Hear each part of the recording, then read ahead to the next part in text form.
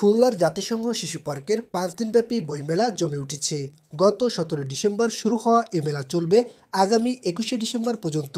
বইমেলার পাশাপাশি কুইজ ও রচনা প্রতিযোগিতা সহ ইসলামী সাংস্কৃতিক অনুষ্ঠানেরও আয়োজন করা হয়েছে। মেলাকে কেন্দ্র করে দেশের স্বনামধন্য 39টি প্রকাশনী স্টল দিয়েছে। পাঠক ও দর্শনার্থীদের পদচারণায় মুখরিত হয়ে উঠেছে মেলা প্রাঙ্গণ। খুলনায় ইসলামী বইমেলার আয়োজনকে ইতিবাচক হিসেবে দেখছেন পাঠকরা। তারা বলছেন, কোরআন ও হাদিস সম্পর্কে জানতে ইসলামী বই পড়া প্রয়োজন, আর এরকম ইসলামী বইমেলার মাধ্যমেই সেটা সম্ভব।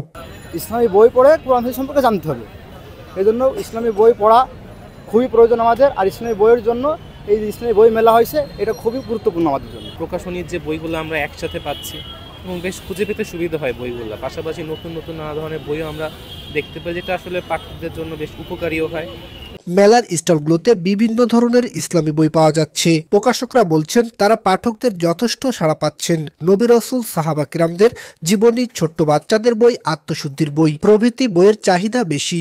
বাচ্চাদের যে ছোট বাচ্চাদের যে বইগুলো, মানে সাহাবী কিরাম রাদিয়াল্লাহু তাআলা আনহু, তারপরে নবী করিম সাল্লাল্লাহু আলাইহি সাল্লামের বিষয় নিয়ে বা জীবনী নিয়ে যে বইগুলো গঠন করা হয়েছে, এই বইটার ব্যাপক চাহিদা রয়েছে। কেননা বাবা ছেলেকে নিয়ে এসেছে, মা ছেলেকে নিয়ে এসে ওই বইটা খুঁজতেছে, কারণ তারা চায় তাদের ছেলে মেয়েদেরকে ভিত্তি শুরু থেকেই যেন ইসলামের দিকে থাকতে পারে। এই বইগুলো চাহিদা আমাদের এখানে বেশি।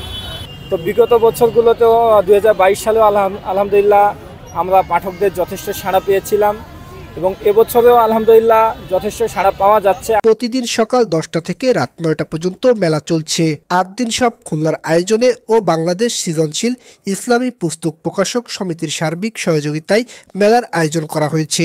আয়োজকরা বলছেন, বিদেশি সংস্কৃতির দাপট থেকে রক্ষা করে সুস্থ সামাজিক পরিবেশ গড়তে পারে ইসলামী সংস্কৃতি, আর ইসলামী সংস্কৃতিকে তুলে ধরতেই আমাদের এই ইসলামী বইমেলার আয়োজন।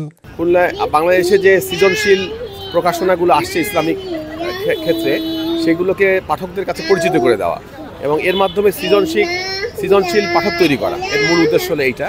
সেজন্য আসলে আমরা দীর্ঘদিন কাজ করে যাচ্ছি, আমাদের ব্যবসাও আছে এই বিষয়ে, এবং এটাকে সরাসরি মানে পাঠকদের মধ্যে পরিচয় করার জন্য আসলে মেইনলি করা এটা। SM. Rohan, voice of tiger.